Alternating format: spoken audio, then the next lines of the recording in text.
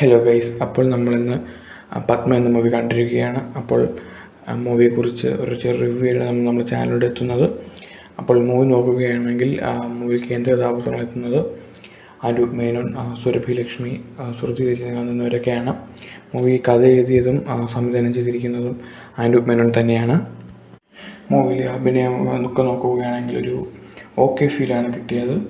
പിന്നെ അതോടൊപ്പം കഥയൊക്കെ ഒരു ആവറേജ് ഫീലാണ് കഥയൊക്കെ തന്നത്.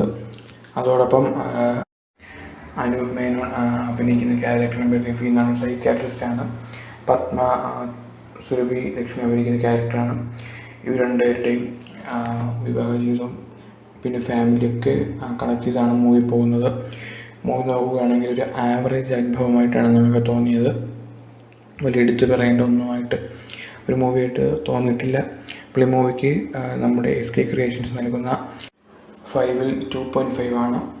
അപ്പോൾ ഇതായിരുന്നു ഇന്നത്തെ വീഡിയോ. അപ്പോൾ ഈ മൂവി നിങ്ങൾ കണ്ടിട്ടില്ലെങ്കിൽ, കാണുന്നതിൽ താല്പര്യമുണ്ടെങ്കിൽ മാത്രം മൂവി തിയേറ്ററിൽ പോയി കാണേണ്ടതാണ്.